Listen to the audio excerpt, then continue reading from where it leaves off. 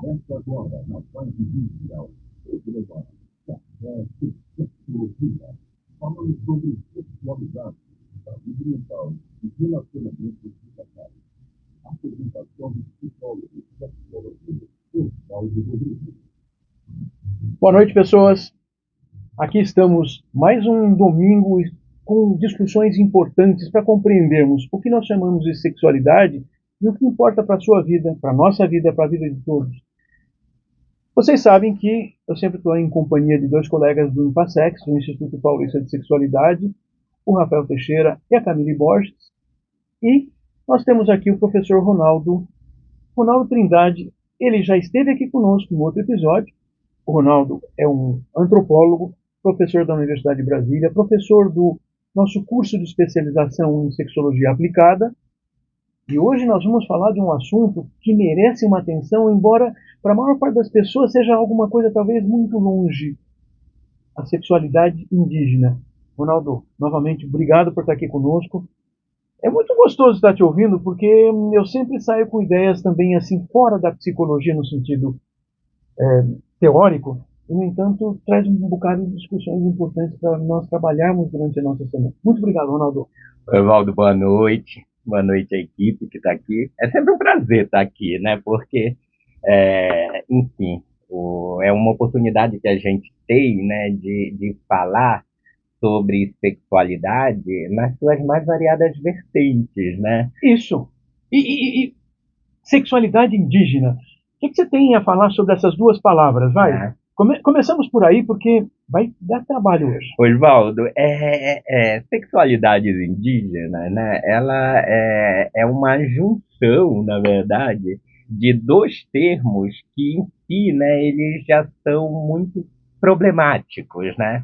Por quê? Porque a gente sabe que falar de sexualidade por mais que a gente tenha feito, né, vários avanços, vários desenvolvimentos, né, a gente tenha amadurecido e avançado muito esse debate, a gente vê aí que um professor que está aí numa turma de ensino médio fundamental, ele não enfrenta tanto trabalho para conseguir falar de sexualidade. E, ao mesmo tempo, né, quando a gente fala dos povos indígenas, os povos indígenas já têm tantas demandas, né, que dizem respeito à manutenção dos seus territórios, à luta pela manutenção, né, do seu modo de vida ou do que eles consideram como a sua cultura, né? E acaba que temas, né, que digamos assim, ligados à sexualidade, que digamos assim, se afasta um pouco desse eixo político, acaba muito ficando, né, no esquecimento. E o que é um equívoco, né? Porque se é algo, né, de que a gente fala pouco, né, é porque tem motivo, né? A gente fala pouco porque nós somos levados a pensar que não tem nada a ser falado sobre esse assunto, e tem muito. Ou que, eles são iguais, então a gente não precisa discutir, porque já estamos discutindo sexualidade toda semana aqui na Rádio Vibe Mundial, no Café com Sexologia. Nós discutimos sexualidade, mas o que você está contando já começa a chamar a atenção, é que os ditos povos indígenas, eles têm uma série de diferenças. Na verdade, eu já até fiquei pensando, não é um povo, uma cultura. Nós temos dezenas de culturas ditas indígenas. Eu gosto da ideia de autóctone, porque pelo menos tira um pouquinho desse título que, na verdade, não confere uma realidade às pessoas que existiam nesse território onde a gente vive. Pindorama, é assim que se chamava? Pindorama. Nesse território que passou a se chamar Brasil, depois que os europeus chegaram, a gente passou a pensar que eles são um grupo só, indígenas, primitivos. E não é bem assim, né? Oswaldo, você sabe que logo ali pelo início do século XIX, quando o Brasil ainda não havia se tornado, né, uma nação independente, teve um desses viajantes europeus que passaram aqui pelo Brasil, Debreu. não era acho que foi o Lacondamine. E ele fez um comentário que ele disse assim: existe um lugar chamado Brasil, mas definitivamente não existem brasileiros. O que ele estava querendo dizer com aquilo? Que os brancos que haviam no Brasil, eles eram portugueses. os negros não eram brasileiros, eles eram africanos.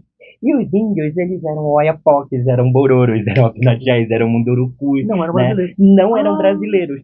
E, na verdade, quando o Brasil se torna independente, né, e os brancos passam a ser brasileiros, e quando ocorreu, né, a abolição da escravidão e os negros também passam a ser brasileiros, quem continua dizendo que não é brasileiro, mas que é a Oiapoque, que é Bororo, né, que é Apinagé, são os povos indígenas. E a gente faz questão hoje em dia de falar em povos indígenas para corrigir um erro histórico que foi cometido de falar dos povos indígenas como se eles fossem uma unidade, né? Como se fossem os índios. Quando a gente está falando dos índios, a gente está falando de uma multiplicidade de povos, de uma multiplicidade de culturas, cada uma com a sua própria mitologia, cada uma com o seu próprio modo de vida, e inclusive cada uma, né, com os seus próprios, né, as suas próprias orientações a respeito, né, do erotismo, da sexualidade, né? Não quer, quando a gente está falando aqui em sexualidades indígenas, né, a gente colocou no plural exatamente para não dizer, né, que os índios eles se comportam sexualmente dessa maneira, né, e querer produzir uma unidade que eles negam, eles dizem nós não somos a mesma coisa, nós somos diferentes. Você está contando, interessante que vocês notaram que ele foi falar que os índios, ele falou assim, o erotismo e a sexualidade. Que aí você nos faz colocar atenção que para um determinado grupo, aquilo que seja atraente para aquilo que nós chamamos de sexualidade, vai ser diferente para o outro grupo. Sim. Isso gera regras de conduta, regras sociais, regras culturais diferentes. Além do que, eles são regidos por línguas diferentes. Sim. É que tem uma coisa, né, Oswaldo, por exemplo, não só eles, mas nós também, né, nós somos frutos de um projeto de sociedade, né, que foi sendo construído, que a sexualidade ela tinha um lugar determinado aí nesse projeto de sociedade. Por exemplo, para nós, a sexualidade, se a gente for pegar o que o Michel Foucault diz, né, a sexualidade foi o que permitiu, né, que, por exemplo, o Estado promovesse uma regulação da população, um governo da população, né, definindo quem é homem, quem é mulher, quem é gay, quem é hétero, né, quais são as uniões que são recomendáveis, quais são aquelas que devem ser evitadas, né. Então, a sexualidade foi sempre um meio de exercer um controle sobre a população. Com os povos indígenas não foi diferente, né. Uma vez que, por exemplo, antes da chegada dos povos europeus, né, no continente americano, né, e antes que, por exemplo, todas aquelas, né, aqueles dogmas em relação à sexualidade, né, que foram herdados, né, do cristianismo, né, etc., eles foram, né, digamos assim, imputados aos povos que viviam aqui na América e que tinham digamos assim, um comportamento sexual absolutamente destituído de todos esses tabus, de todas essa repressão, né, que a igreja produziu.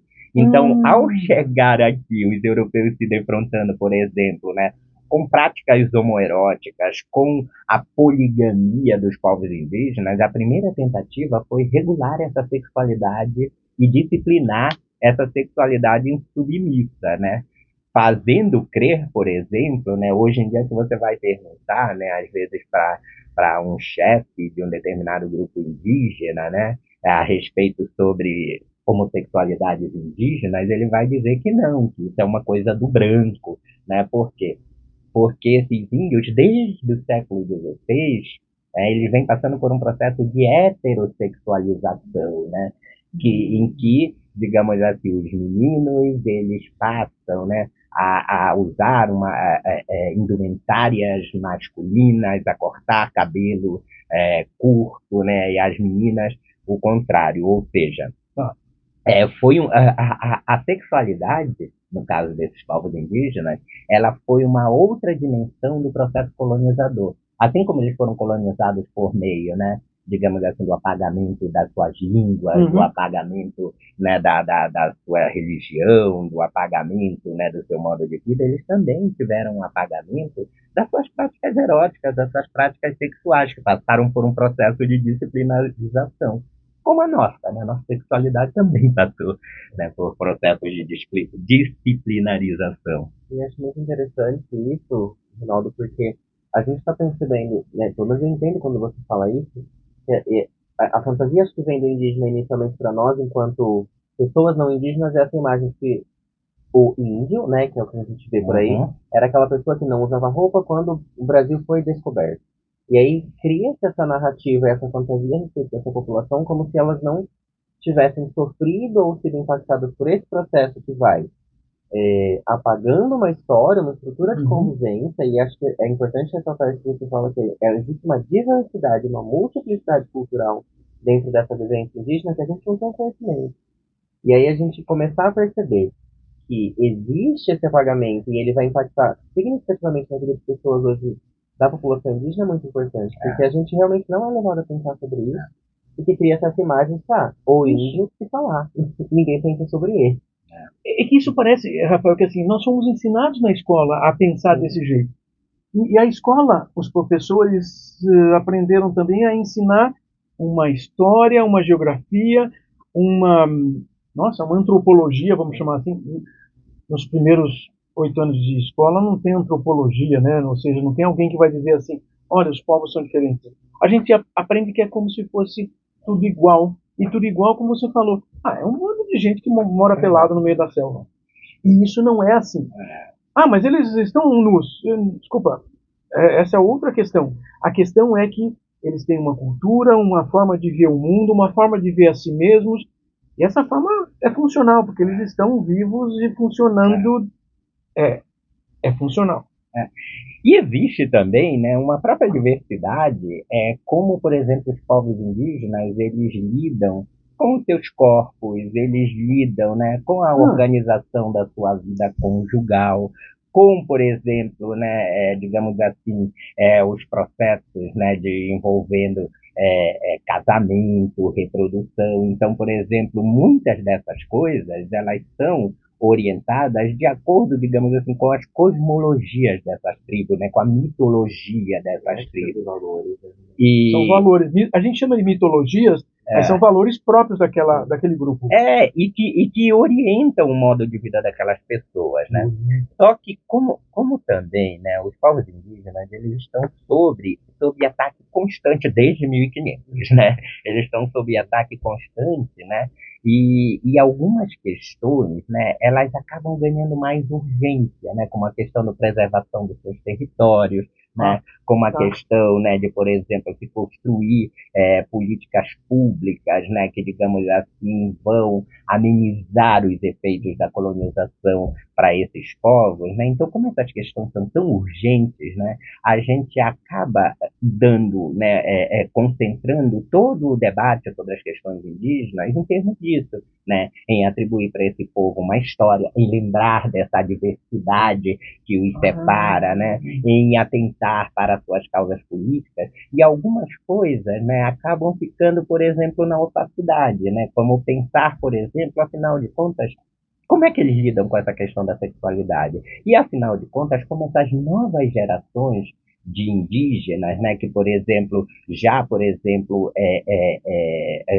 tem um ativismo aí dentro dessas questões LGBTs, a gente já vai ter índios, gays, lésbicas, trans, né, tanto masculinos como femininos, e que estão aí comprando essa briga, que eu costumo dizer que é uma briga de dupla hélice, né, porque tanto eles têm que lutar contra a LGBTfobia da sociedade em geral, como eles têm que lutar contra, né, os dogmas, né, no interior dos seus próprios povos, né? Por quê? Porque como houve esse processo histórico de heterossexualização, acabou se construindo a ideia que o natural é ser heterossexual, né, entre esses povos. E se não é porque isso é um vício do branco. Ou seja, aquelas pessoas que estão lá, elas têm que lutar contra a homofobia dentro e fora dos seus grupos. Caramba, começou a ficar complicado porque eles foram invadidos sobrepostos porque deixaram de ter direitos. Até há poucas décadas a gente, vamos chamar assim, sabia que índio não era cidadão, porque ele não falava português, ele não sabia ler e escrever, então ele era considerado fora da sociedade. Parece que atualmente tem alguma É mudança. porque historicamente, né, Oswaldo, isso remonta desde lá do início, né, do processo colonizador, quando, por exemplo, a mesma bula papal que decidiu, por exemplo, que os negros africanos não tinham alma e que, portanto, eles poderiam ser comercializados e coisificados, foi a mesma que decidiu que os indígenas eles tinham uma alma infantil. Era como se fosse uma tábula rasa em que se derramaria a cultura, né? E isso produziu o quê? Isso produziu uma espécie de tutelagem que marcou a relação do Estado brasileiro com os povos indígenas. Os povos indígenas, eles sempre estiveram sob a tutela do Estado. Estar sob a tutela quer dizer que eles não podem falar por si mesmos, né? E tem sempre que ter alguém que vai falar por eles, né? Eles estão em meio a uma luta para superar essa visão do índio, né, como essa alma infantil que precisa estar sobre a tutela de um homem branco do Estado, né? Eles estão em meio a essa luta. Em relação à sexualidade, eles também estão travando essa luta, só que a gente não fica sabendo, porque, como eu disse, eles têm tantas questões muito urgentes, né? Mas é bom pontuar que, por exemplo, hoje a gente já encontra ativistas LGBTs, organizações LGBTs, inclusive não apenas LGBTs, de feminismo indígena, de organizações de mulheres indígenas, né? Por quê? Porque as mulheres indígenas, quando eu digo que os indígenas foram heterossexualizados, eles também foram binarizados, né? Claro. Eles também foram binarizados no sentido de que foi ensinado para eles qual era o lugar da mulher e qual era o lugar do homem, como na sociedade ocidental, né? Em que há essa hierarquia de gênero. Então, essa hierarquia de gênero que não existia nas sociedades indígenas, ela foi imputada sobre elas. É por isso que a gente diz que eles foram binarizados também. E aí, por exemplo, fenômenos, né, como que os antropólogos viram em diversos, né, contextos etnográficos, como, por exemplo, pessoas que invertiam, né, esse papel de gênero, como os Bebdashes, que a Margaret Mead e o Pierre Clastres falaram deles. O que eram os Bebdashes? Os Berdashes eram aquelas pessoas que elas eram consideradas sagradas porque elas cruzaram a barreira de gênero. Digamos assim, nasceu mulher e decidiu virar homem, ou nasceu homem e decidiu virar mulher. Ao contrário da nossa sociedade, que mata pessoas trans e travestis, essas pessoas, né, entre os povos que a Margaret Mead estudou, né, ali na região de Samoa, na Melanésia, né, há uns 100 anos, né, lá pela década de 20 do início do século XX, ela percebeu que, por exemplo, eles lidavam com essa questão, né, da transição de uma maneira muito mais respeitosa, né, do que na nossa sociedade. Aí, hoje em dia, né, quando você vai numa aldeia e tem uma travesti indígena, essa travesti indígena, ela muitas vezes ela é considerada como tendo traído o seu povo, né, porque isso não era coisa do seu povo, né, e não sendo aceita na sociedade mais ampla, porque nenhuma travesti, né, é completamente aceita dentro de uma sociedade cis heteronormativa. E é uma aula, né, Ronaldo, a gente aprender sobre isso, porque me vem duas coisas. A primeira palavra que me vem nesse momento é violência, né? Sim. Olhar para esse processo histórico.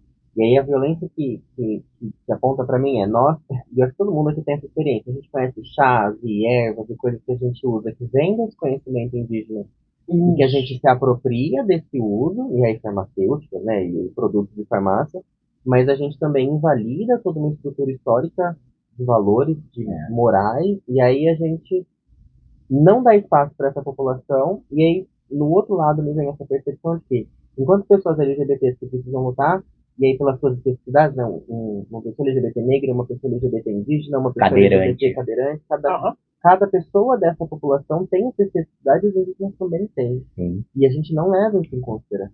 E se a gente for remontar o Gilberto Freire, o Casa Grande Senzala, ele mostra como, por exemplo, a questão, né,